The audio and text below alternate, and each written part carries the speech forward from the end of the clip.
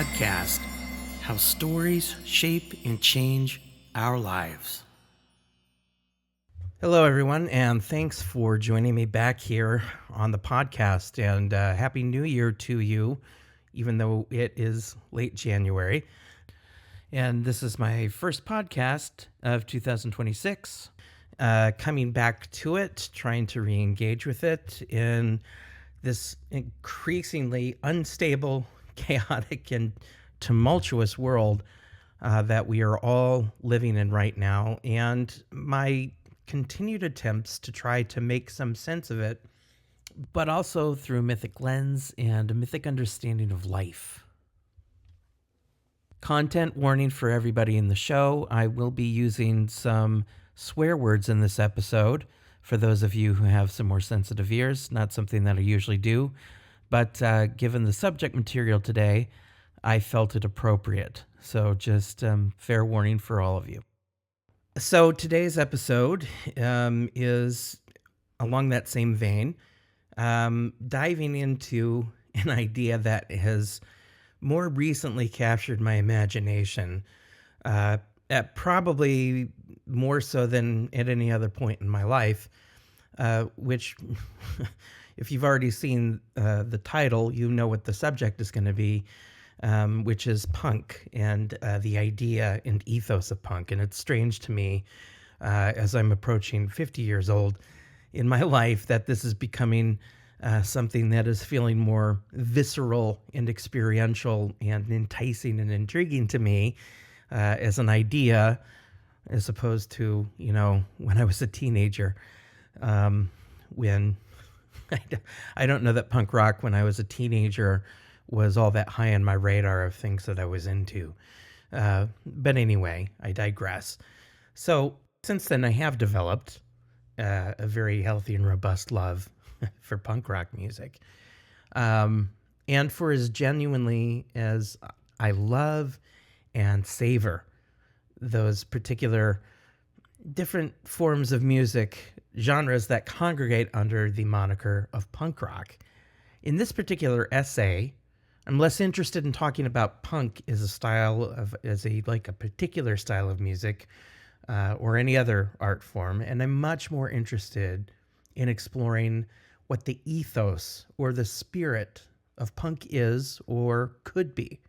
I began that journey here as I began all of my wandering journeys here with a premise of my own, operating, however, with the understanding that, of course, each and every person has and should have their own idea or their own understanding of what punk is and what it means to them.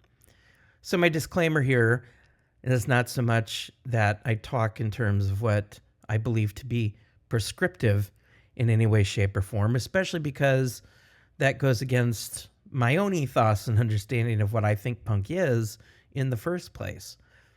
For my own imagination about it, I believe one of the core expressions of the punk ethos is, in fact, the celebration of the sovereignty, of the individuality, authenticity, and uniqueness of each individual human soul, as well as a championing,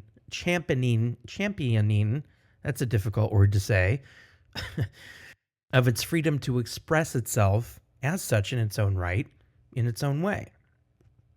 So, from this premise, my curiosity leads me to want to explore where in the human imagination does this ethos, this idea, really actually come from?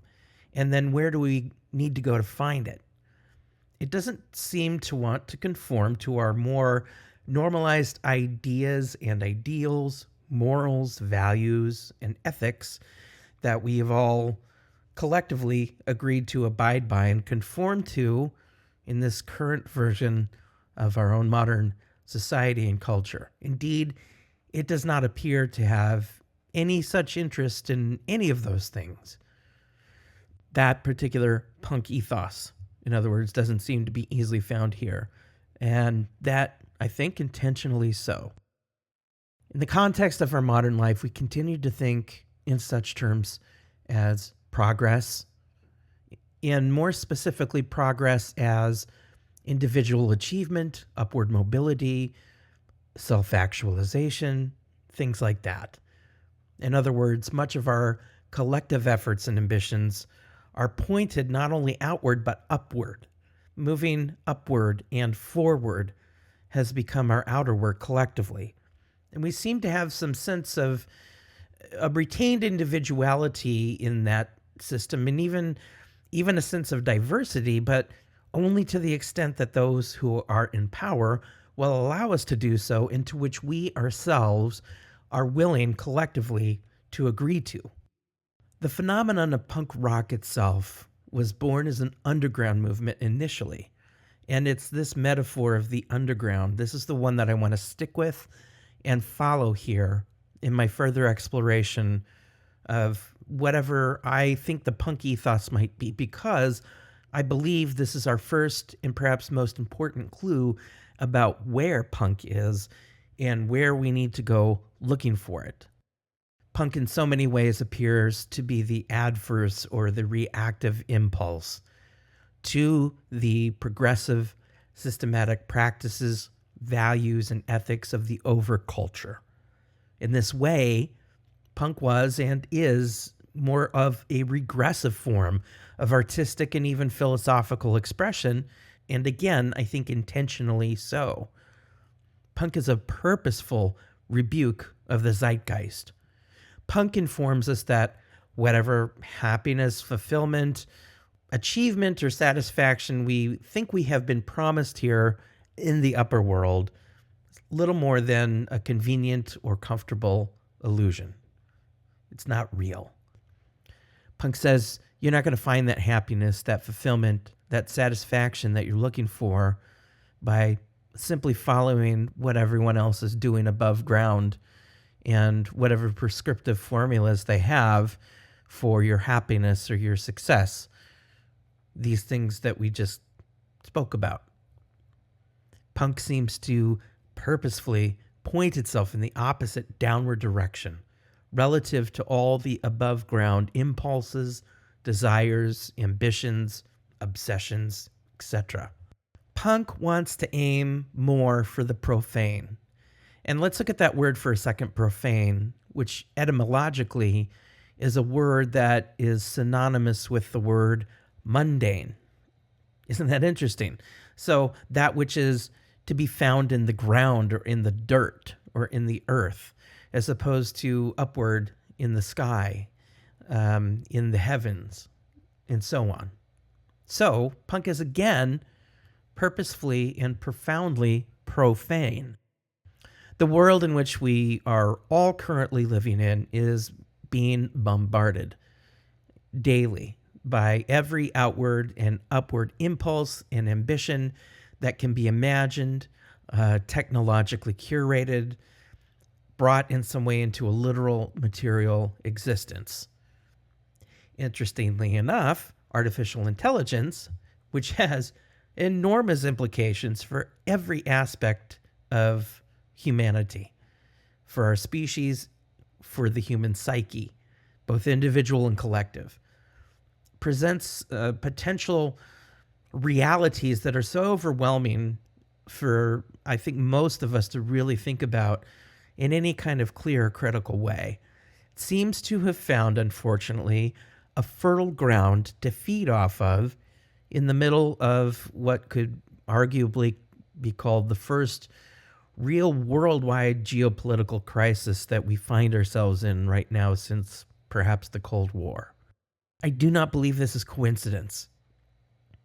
To those for whom the outward or upward world is nothing more than a playground for jostling around and competing for power, wealth, resources, and the hoarding of all such things for just a precious few, and that desperate need to own or control all of it, to use it for their own singular purposes as the single driving ambition, obsession, and ethos for this idea of upward progression that I think we're holding on to.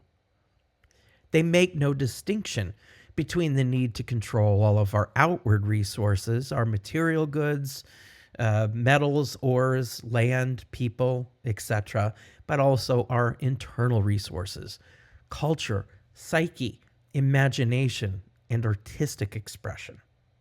If it is something that they can name, see, grasp, imagine, etc., they want it.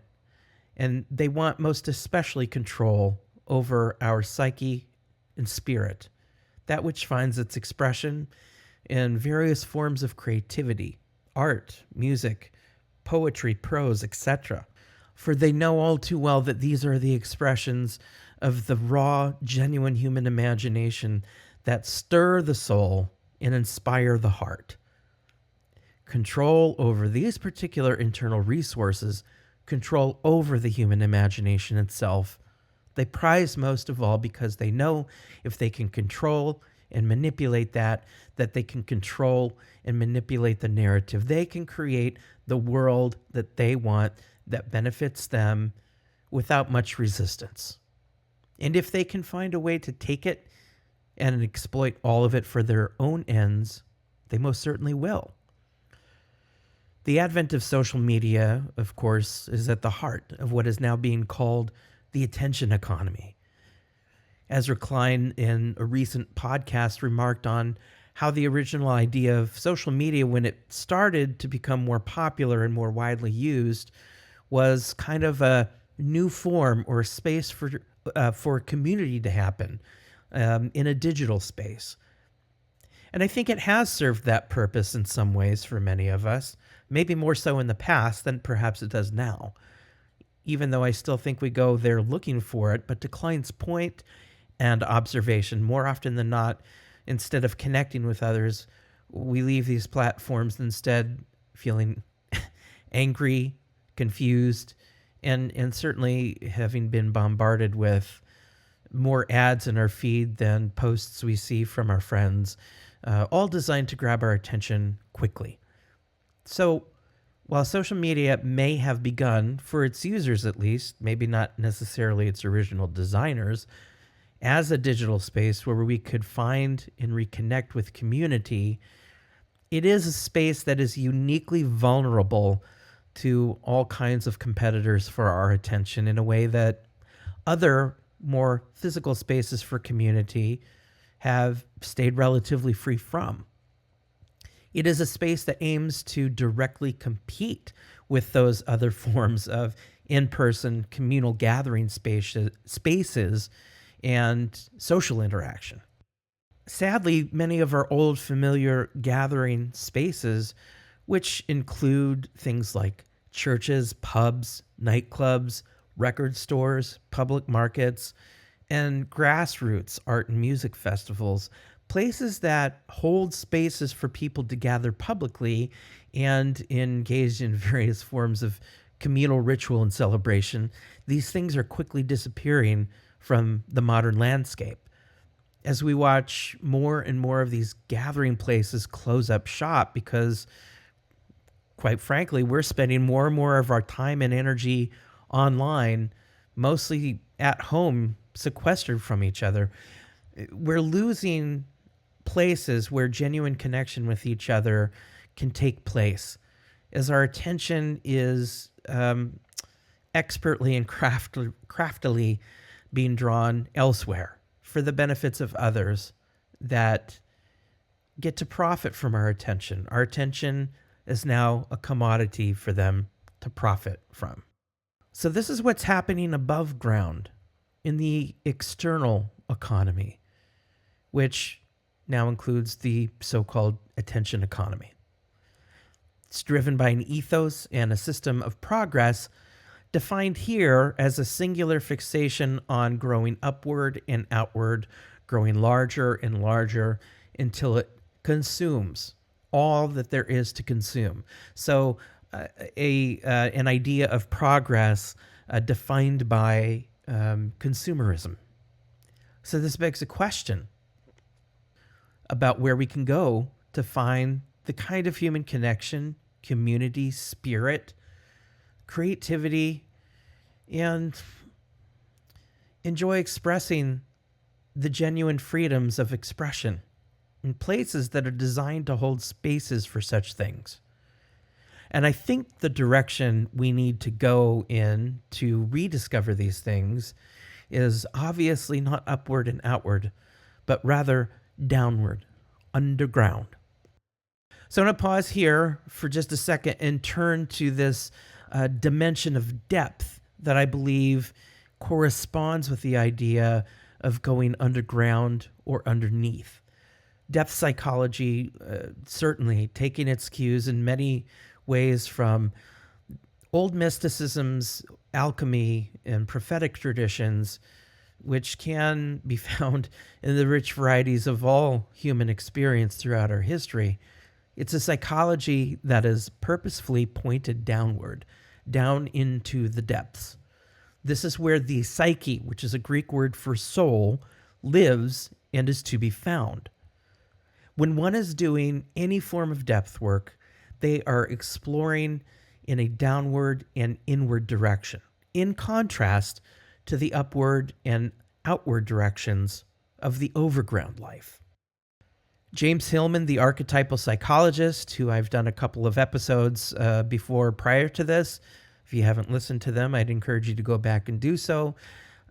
He always locates the soul in the underworld. For Hillman, if we want to learn more about the soul's realm, we must be willing and able to descend into Hades' realm. In this realm, the ego must disappear, where our job is not to fix or fixate, but rather to listen and to follow. Hades' realm is not a place where plans get made, problems get solved, dragons are slain, or kingdoms are conquered or established. Those problems belong to the realm of the human ego and its upperworld preoccupations.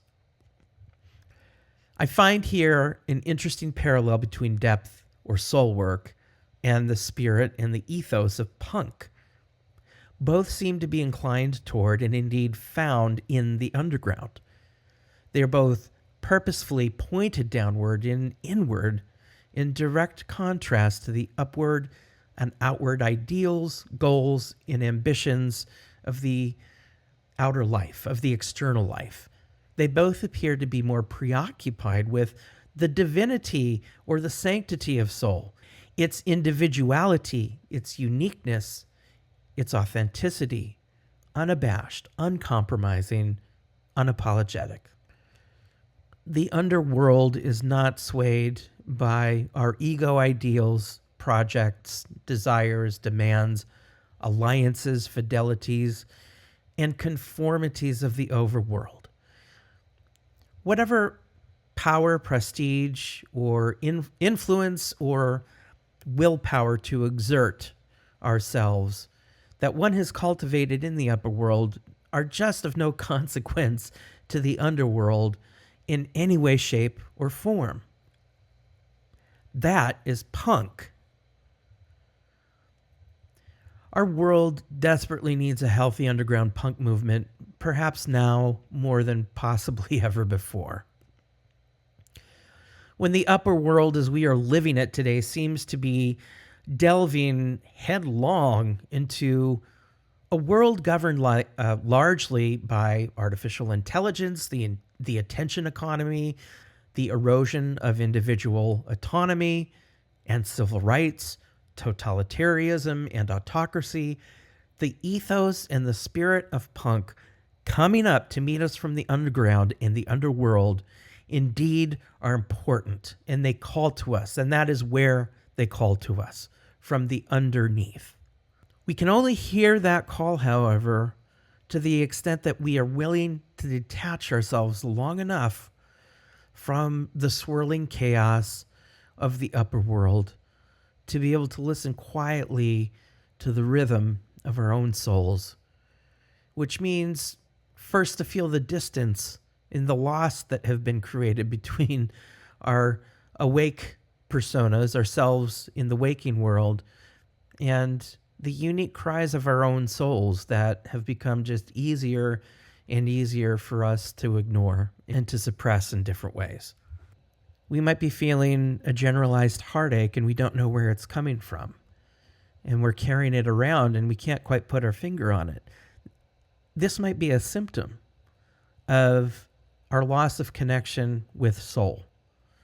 And the longer we stay detached from it and its depth and the underworld where it comes from, the more we allow ourselves to lose touch with our own humanity, which actually delights in expressing itself in every unique individual embodiment of each individual person on this planet, in its own fullness, silliness, weirdness, and impractical authenticity, which is there for us for its own joy, and which we can all share together and celebrate in community if we can allow ourselves to do so.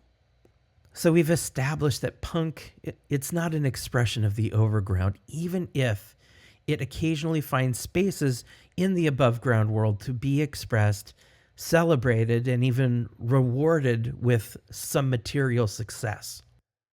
It comes from a different place than the preoccupations are above world and its kingdom building obsessions. It does not need any other reason to exist other than itself and its own expression.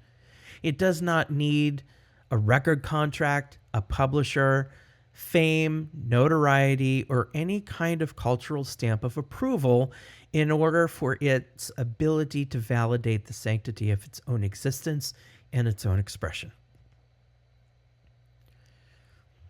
So I'm a musician, and that's where I find my examples from mostly. And one of my favorite musical artists that I might kind of designate as the OG of modern punk begins actually not in the world of rock, but in the world of jazz, and even more specifically, bebop improvisational jazz. And that would be Thelonious Monk. And even though Monk enjoyed some upperworld fame, success, and notoriety, he never abandoned the unique calling of his own daimon, which again is another word for soul, nor was he shy about expressing it in his playing.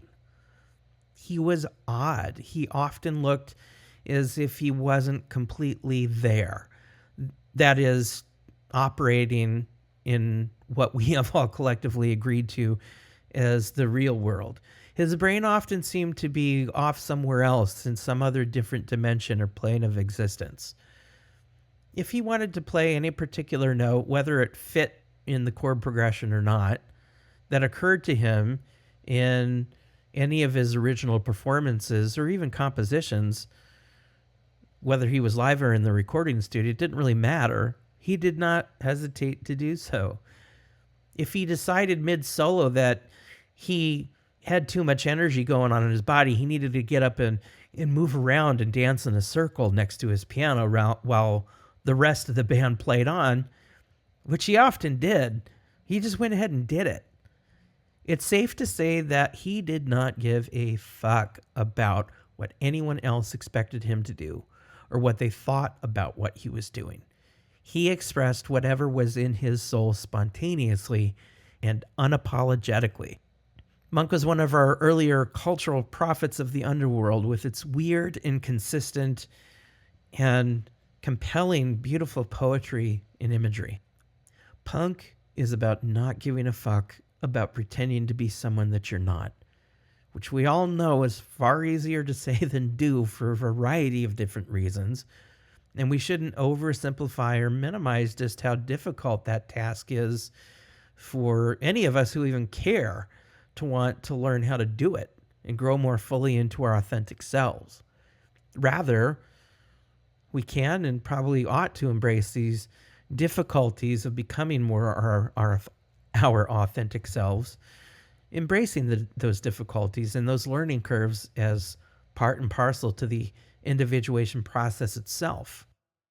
Giving less fucks about what others think of us is not the end of the punk story, though, because true punk is also about giving a fuck, about the sacredness and sanctity of the authenticity of all people.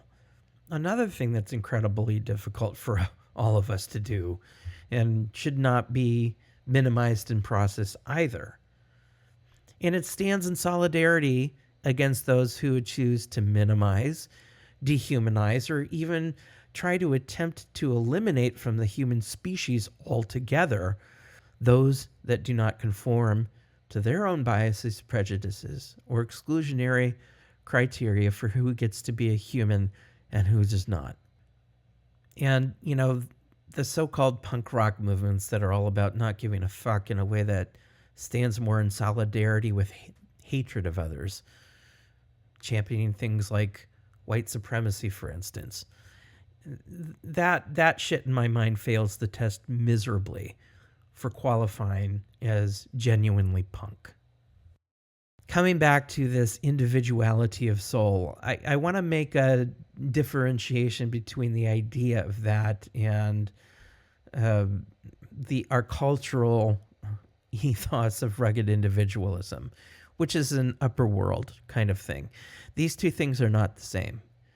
The individuality of soul that I'm bringing up here, in contrast to that, it doesn't seek to dominate others and make them conform to its one and only prescribed image to which all must appeal. And I think therein lies the difference between the two.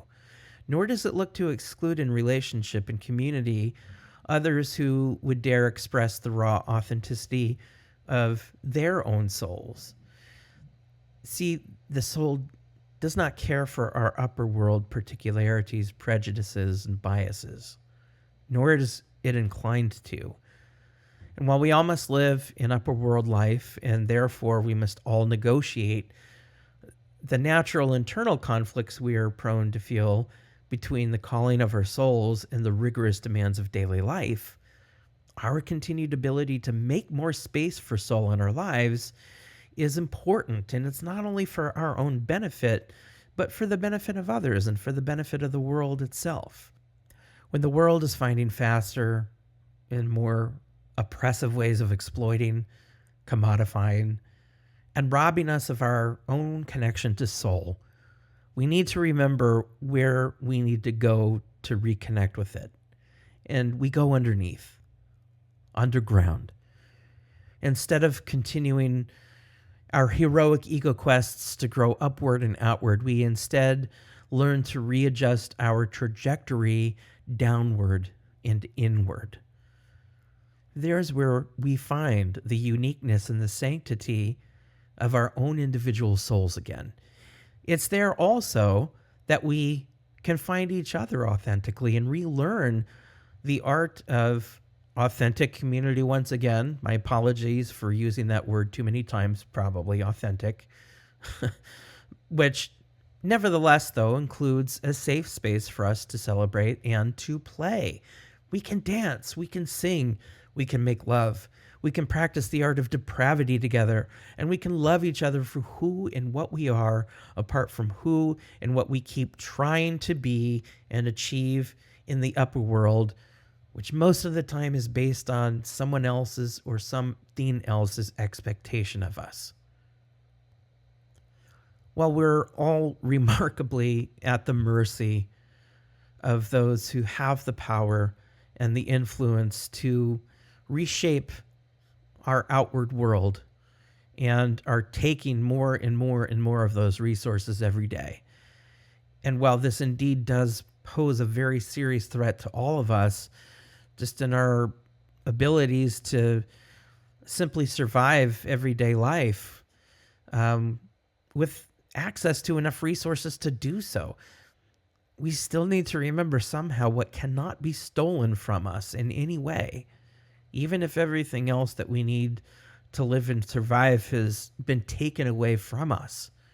It's the soul, that daimon that resides within us, because it's eternal, and it always finds a way to speak its voice into our lives, one way or another.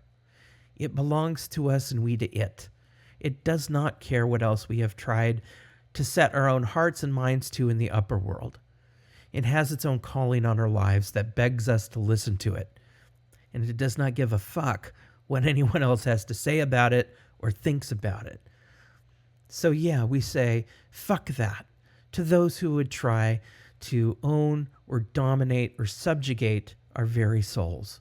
Here in the underground, we remember how not to let the bastards get us down. Here in the underworld, we reclaim our own autonomy and the sanctity of our own souls. And that, my friends, is punk rock. So thanks once again, everybody, for listening.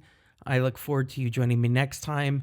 If you would like to read more of my writings, please come find me on my Substack page, substack.com/@MattMarkell, MattMarkell. Important you get 2 L's on the end of that. Thanks again, everybody. Take good care of yourselves as always. I'll see you next time.